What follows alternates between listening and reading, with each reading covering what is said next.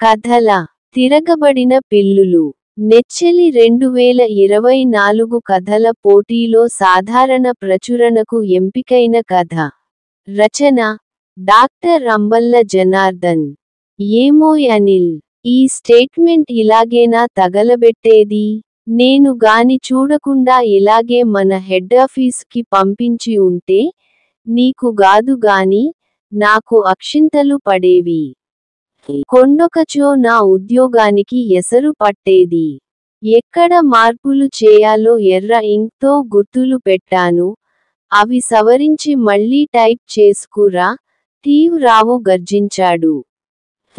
గంగిగోవు మూర్తి ఓ సారి ఆ స్టేట్మెంట్తో తాను ప్రథమంగా తయారు చేసిన దానితో పోల్చి చూసుకున్నాడు.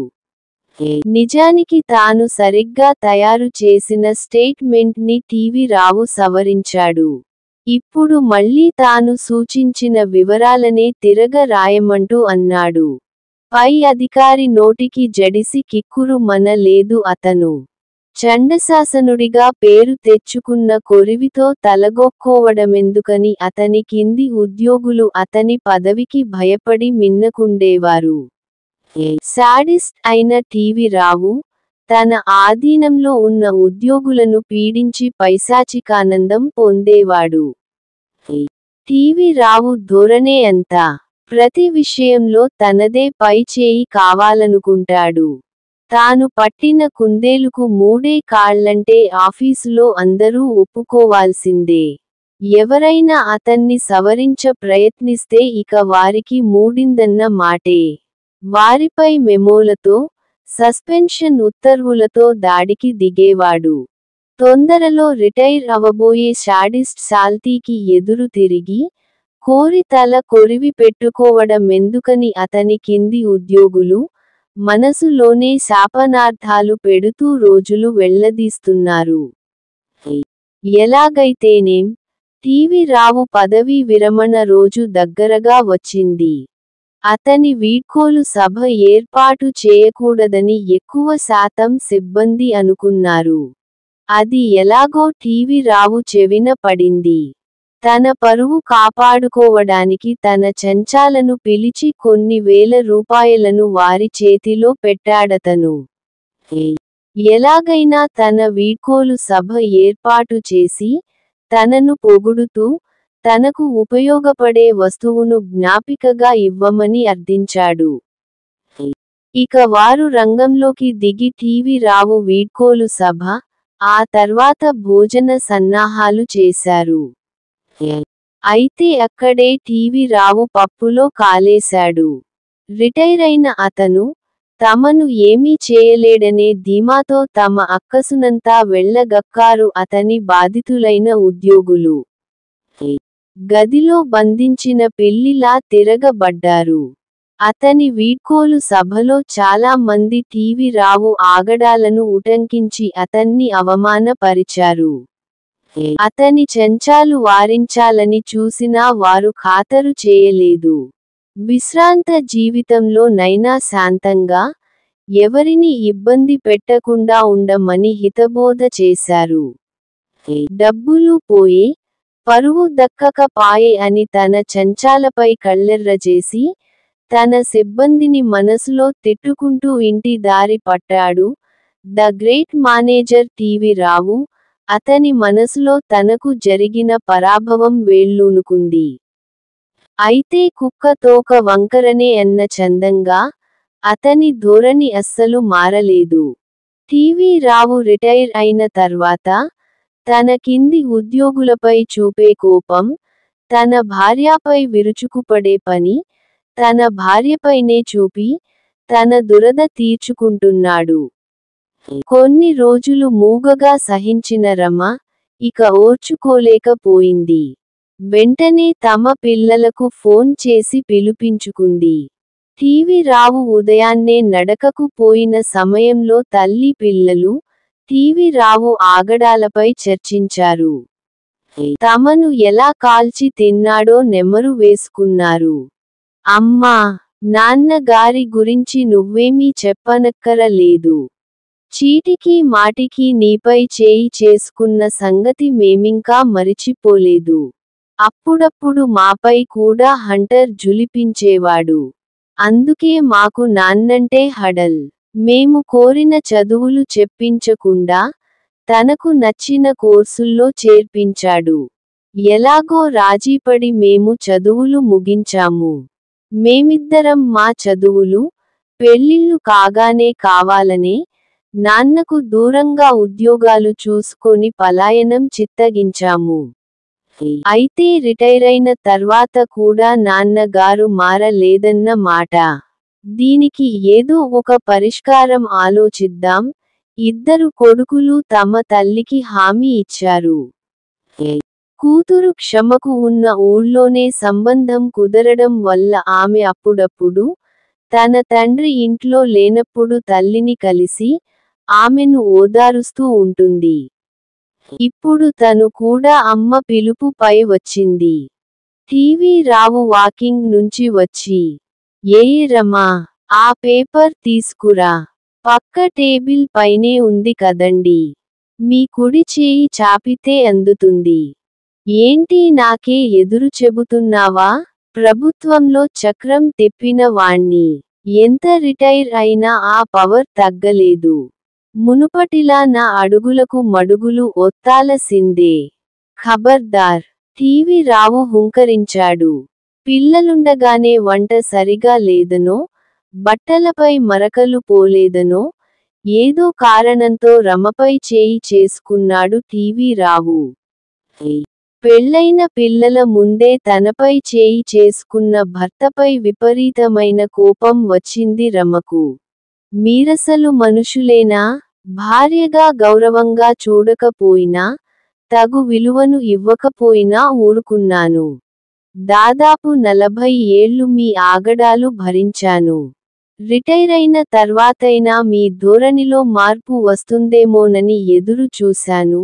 కానీ మీరు మరింత పశువులా మారారు. ఆఫీసులోని వారిపై ఆజమాయిషీకి అవకాశం లేక నన్ను వేపుక తింటున్నారు. ఇన్నేళ్లు మిమ్మల్ని భరించాను కానీ ఇక నా వల్ల కాదు. నాకు వయసు వచ్చింది. ఇంతకు మునుపులా శరీరం సహకరించడం లేదు. నా ఇబ్బందుల గురించి చెవినిల్లు కట్టుకొని పోరినా మీకు చీమ కుట్టినట్టయినా లేదు. ఏవో సాకులు చెబుతున్నానని కొట్టేశారు. మీకు మీ స్వార్థం తప్ప, ఎదుటి వారి గురించి పట్టించుకునే నైజం లేదు. మీ నుండి విముక్తి పొందాలని పిల్లలను పిలిచాను. వారు నన్ను తీసుకుపోయారా సరే సరి. లేదా ఏ ధర్మార్థ వృద్ధాశ్రమంలో చేరుతాను. కానీ మీతో మాత్రం ఇక ఉండే ప్రసక్తే లేదు. గదిలో బంధిస్తే పిల్లి కూడా పులి అవుతుందనడానికి నిదర్శనగా సాధు స్వభావం గల రమ, పులిలా గర్జించింది. మగ పిల్లలు లోలోన తమకు తండ్రిపై ఎంత కోపం ఉన్నా, అమ్మ బాధ్యత ఎక్కడ తమపై పడుతుందో అని వారి భార్యలకు భయపడి కిక్కురు మనలేదు. అదీగాక తండ్రి, తమ భార్యల ఎదుట అవమానిస్తాడేమోననే భయం ఒక పక్క.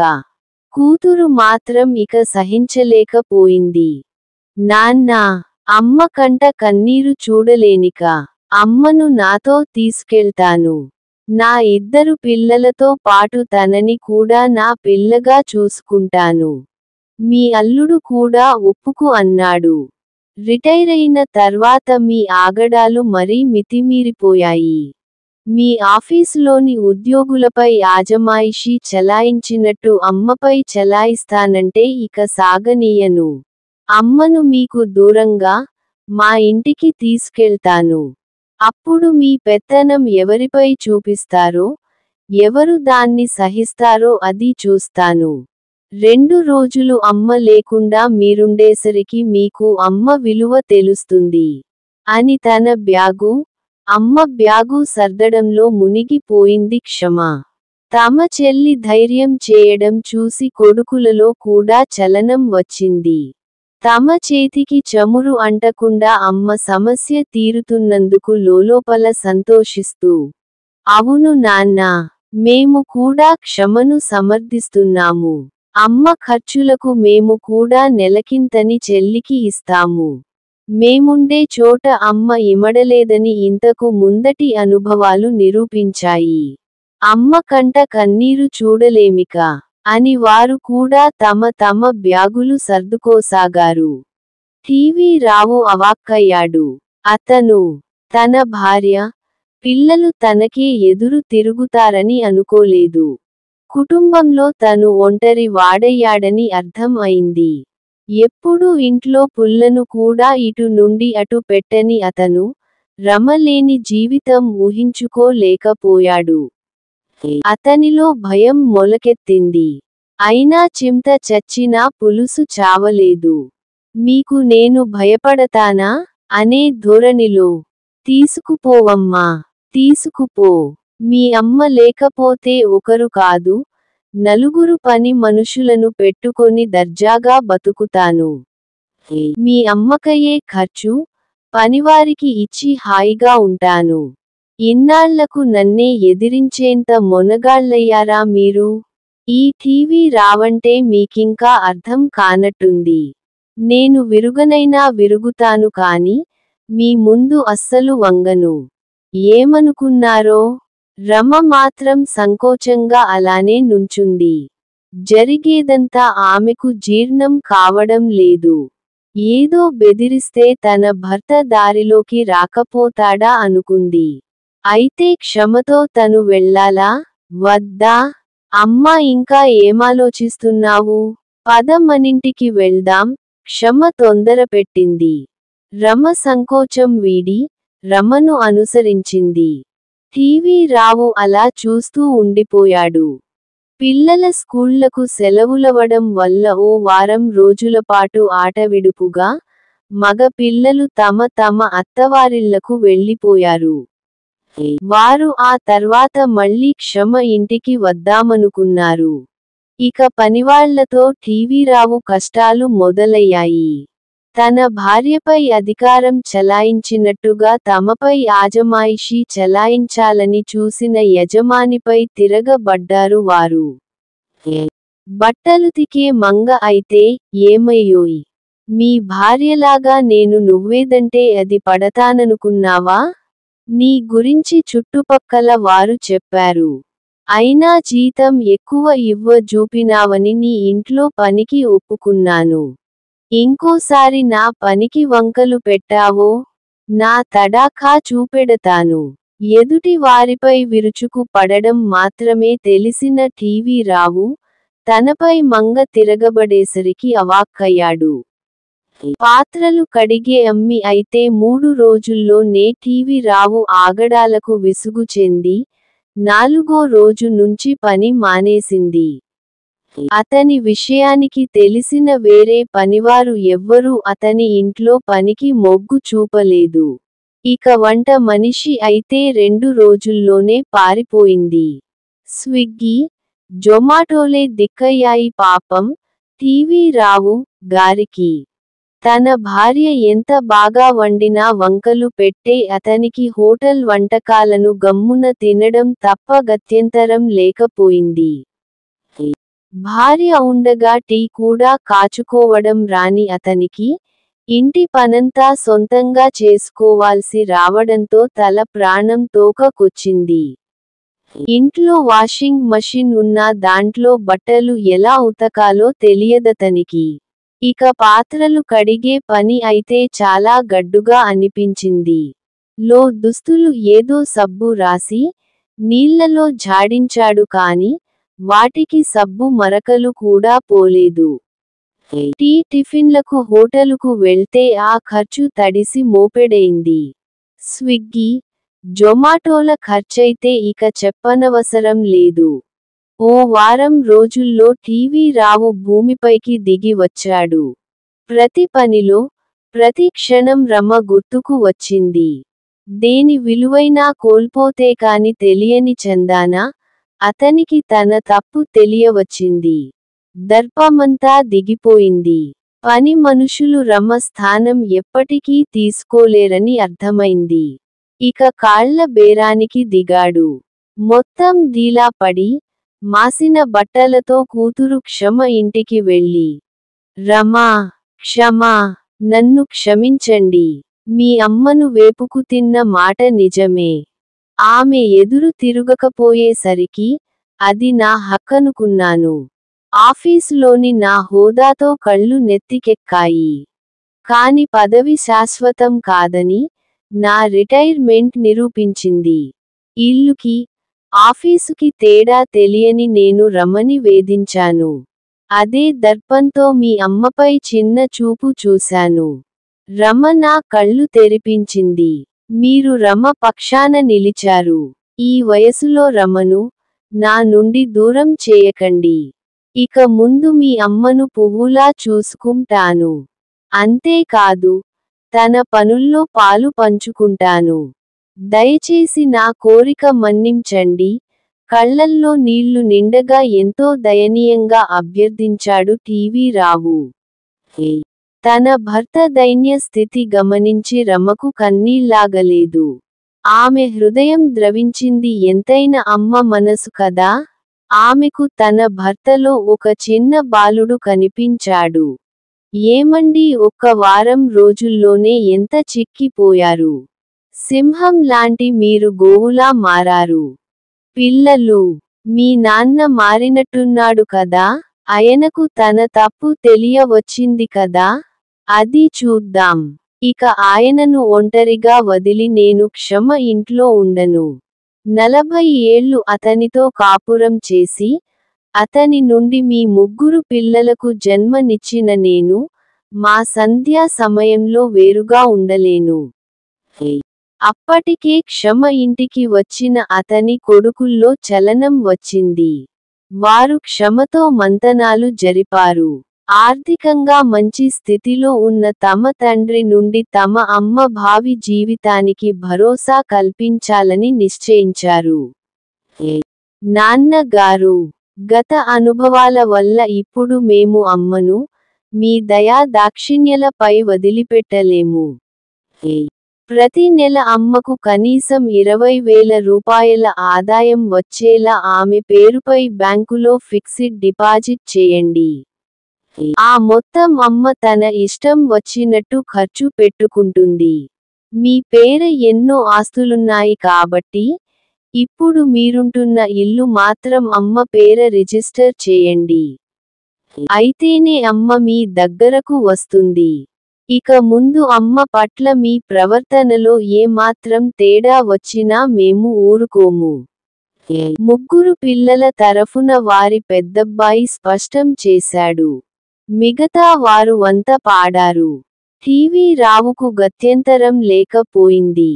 చచ్చిన పామును ఇంకా చావగొట్టకండి. వారం రోజుల్లో నా గతి ఎలా అయిందో చూశారు గదా. రమ ఇల్లొదిలి వెళ్ళిన తర్వాత తనని తలచుకోని క్షణం లేదు. ఎంతైనా పనివారు తన వారు కాలేరు, అనే సత్యం తెలుసుకున్నాను. నేను ఒంటరిగా గడిపిన రోజులు తలుచుకుంటేనే ఒళ్ళు గగుర్పొడుస్తుంది. ఇక ఆ రోజులు నా జీవితంలో ఎప్పుడూ రాకూడదని కోరుకుంటున్నాను. మీ అమ్మను అస్సలు వేధించనని మాటిస్తున్నాను. మీరన్నట్టు మీ అమ్మకు ఆర్థిక రక్షణ కల్పిస్తాను. నా పేరు మీద ఉన్న అన్ని ఆస్తులు మా ఇద్దరి జాయింట్ పేర్లపై బదలాయిస్తాను. అమ్మను నాతో పంపించండి. రేపు మీరంతా మనింటికి వస్తే మీరన్న బ్యాంక్ డిపాజిట్లు మీ అమ్మ పేర వేస్తాను. లాయర్ గారిని పిలిచి ఆస్తులను మా ఇద్దరి పేర చేసే పని ఒప్పజెప్పుతాను.